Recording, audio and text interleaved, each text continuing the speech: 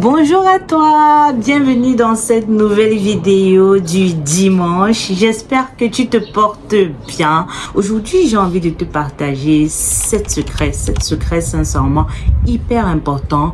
Le troisième secret et le dernier secret pour moi sont vraiment structurants. Si tu comptes réussir tes projets, si tu comptes accomplir de grandes choses, si tu comptes réussir dans ton business, donc reste bien jusqu'à la fin de la vidéo pour pouvoir bénéficier de tous ces secrets-là et je suis sûre qu'ils vont t'aider. Pour ceux qui ne me connaissent pas et qui me découvrent dans cette vidéo, je suis Eugénie et ici je te parle de croissance, je te parle d'investissement immobilier et je partage avec toi vraiment mon expérience pour que toi tu puisses en bénéficier pour te développer, pour développer tes finances, pour développer ton patrimoine immobilier.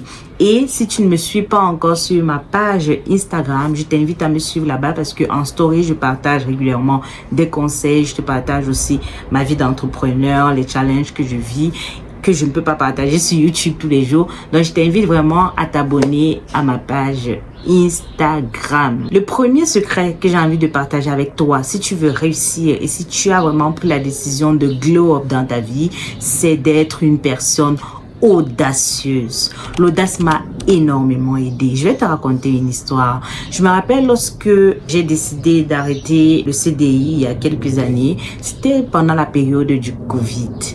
Il se trouve que j'étais dans une réunion avec une manager qui vraiment était en mode à tout moment on doit être disponible. Je venais d'accoucher, j'allaitais mon bébé et pour te dire, je me retrouvais en train de faire des réunions jusqu'à minuit. C'était incroyable, je me rappelle. C'était vraiment une période incroyable et j'ai dit mais au final, on fait des enfants mais pourquoi en fait si on ne peut pas être là à pouvoir pendant les temps de repos se reposer, profiter de nos bébés quand il faut être là, ne pas être tout le temps fatigué parce que tellement que je faisais des réunions jusqu'à tard parce que c'était vraiment un projet assez complexe que finalement j'étais en train de sacrifier toute la vie de famille, la présence avec mon bébé parce que qu'un enfant, jusqu'à ce qu'un enfant pour moi ait 4 ans, je considère comme un bébé. En tout cas, j'aime passer le temps avec mon bébé, avec mes bébés, avec mes enfants.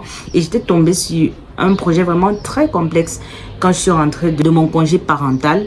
Et du coup, j'ai pas du tout apprécié le fait de passer autant de temps aussi tard en réunion, en plus pendant la période de Covid, quand moi je voyais des gens autour être en mode non, le télétravail c'est tranquille et tout, moi j'étais en mode je travaille 3 fois plus que quand j'étais sur site en fait. Et à un moment donné j'ai dit stop, j'ai juste dit stop. Je suis allée avec la foi et tout, je me suis dit ça c'est pas la vie que je mérite, ça j'ai jamais rêvé de cette vie là et j'ai pris la décision sincèrement de tout arrêter, de poser ma démission. Je ne savais pas encore comment j'allais faire, je savais pas si j'allais trouver un autre boulot, je savais même pas si je devais recommencer à postuler pour un CDI ou pas, mais ce que je savais à cet instant-là, c'est que je ne pouvais plus continuer dans ces conditions-là. Donc, à un moment donné, pour changer ta vie, à un moment donné, pour réussir tes projets, tu vas devoir prendre des décisions qui sont structurantes, tu vas devoir être ferme. Et à ce moment-là, j'ai été ferme et jusqu'aujourd'hui, je pense que ça a été l'une des plus belles décisions de ma vie parce que ça m'a vraiment permis de voir la vie différemment.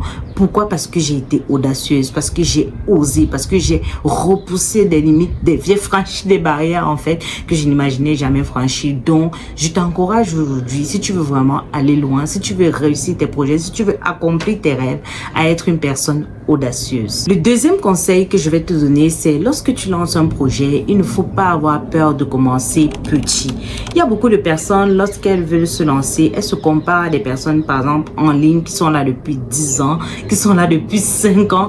Tu te lances, mais tu vas avoir les mêmes résultats que quelqu'un qui est là avec toute l'expérience. Tu te lances, mais tu vas vouloir communiquer comme quelqu'un qui est là depuis, qui a déjà roulé sa bosse, qui a déjà eu des échecs, qui a déjà analysé ce qui marche, ce qui ne marche pas.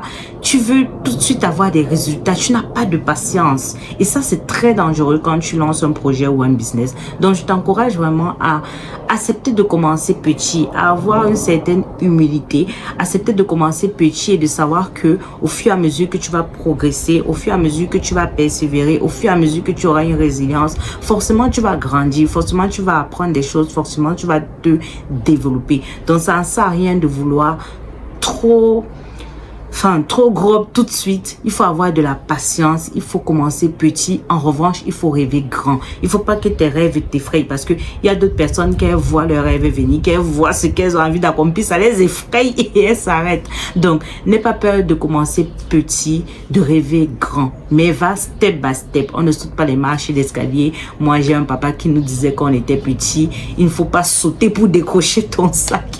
Il ne faut pas sauter pour décrocher ton sac. Il faut accrocher ton sac où tu peux décrocher. Donc, n'aie pas peur d'aller pas à pas. Ne te compare pas aux autres. Tu es ton propre challenge. C'est you versus you.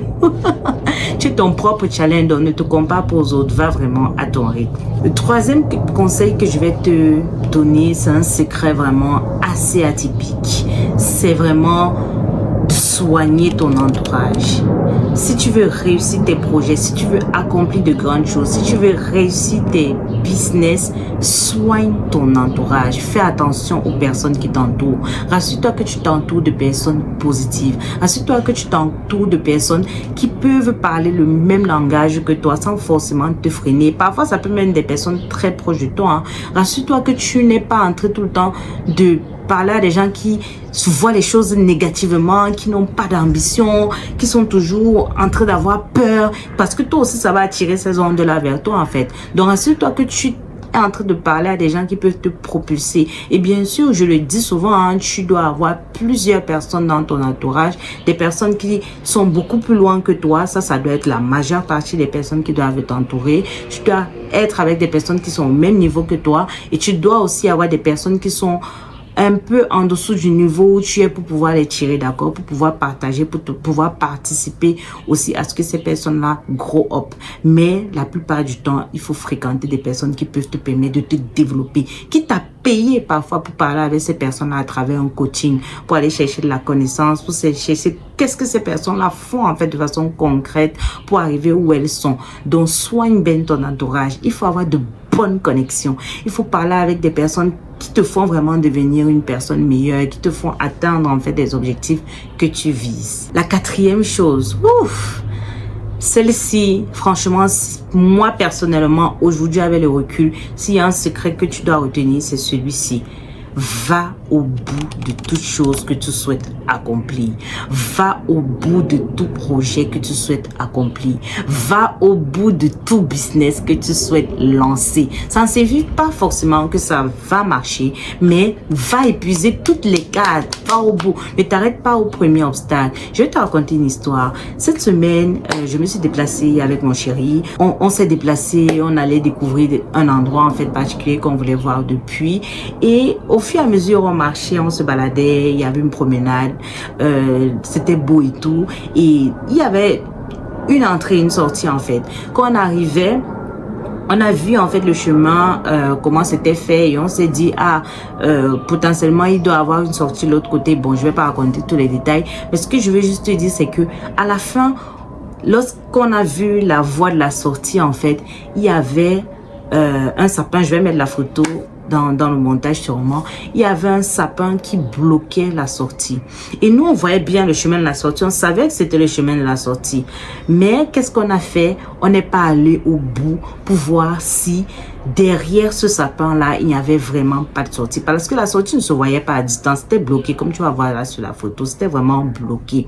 Et on n'est pas allé au bout. En revanche, lorsqu'on a emprunté l'autre chemin, sans être allé au bout de l'autre, on s'est rendu compte qu'en fait, derrière le sapin, il y avait une voie.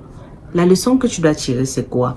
Lorsque tu commences quelque chose, tant que tu n'es pas allé au bout, tu ne sais pas ce qu'il y a juste derrière l'obstacle qui t'empêche de traverser pour atteindre ton objectif. Tu ne peux pas savoir tant que tu ne vas pas au bout. Je vois les gens lancer, ils te parlent d'un business aujourd'hui. Tu arrives 5 mois plus tard, ils sont déjà en train de te parler d'un autre business. Toi, avec ton expérience, tu sais que ça prend du temps. Tu sais que les projets prennent du temps pour se développer. Mais 5 mois plus tard, ils te parlent d'un business. 6 mois plus tard, il est déjà en train de te parler d'un autre business.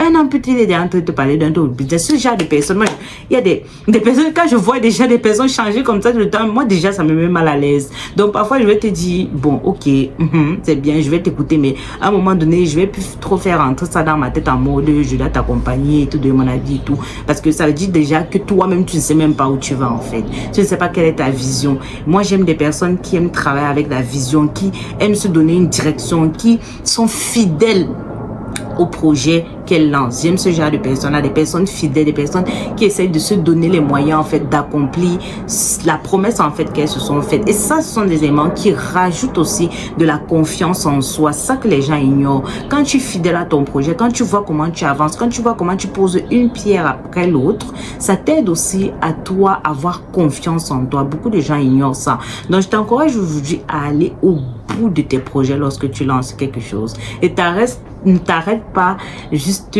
à l'image du sapin que tu vois sans voir ce qu'il y a derrière. La cinquième chose, le cinquième secret que je vais te partager ici, c'est de faire attention à tes pensées.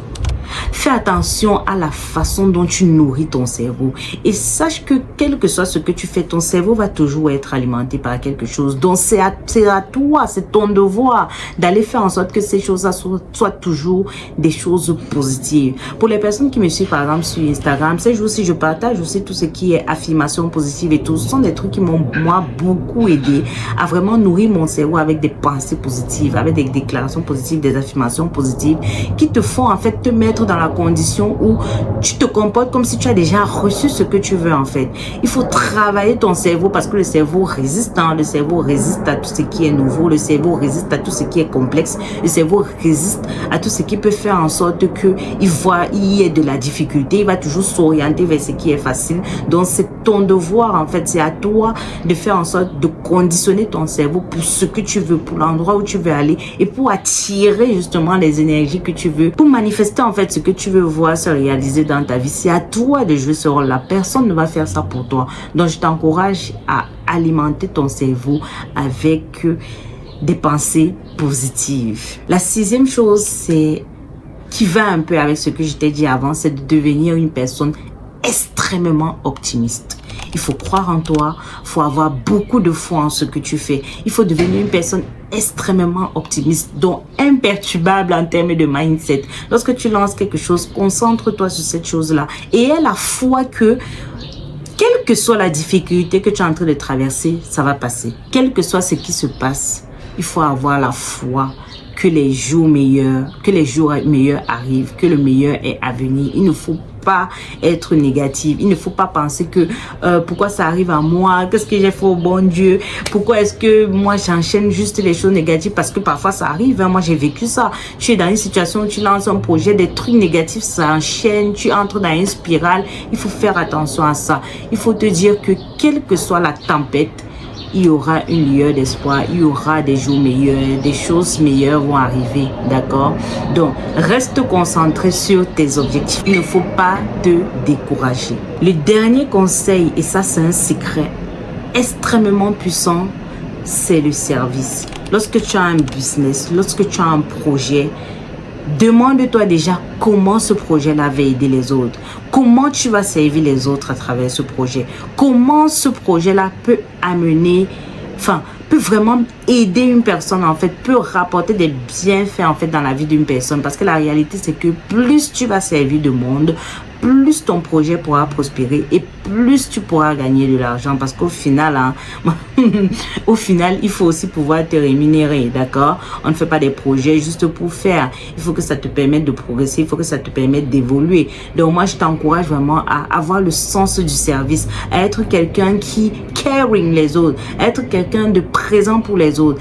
Et si tu le fais au quotidien, ça va se manifester également dans les projets que tu entreprends. Si au quotidien, tu es quelqu'un qui a envie d'aider les autres, l'expérience client dans ton business, au centre de ton business, forcément que tu auras des clients, forcément qu'il y aura des gens qui vont te faire confiance. Donc, sois une personne excellente à ce niveau. Il faut vraiment profondément aimer le service. Même quand c'est difficile, il faut aimer les services. Il faut aider les gens. Il faut vraiment faire le meilleur pour être quelqu'un une bonne personne en fait, tout simplement, pour attirer aussi les bonnes énergies, les bonnes ondes et tout. Donc c'est super important.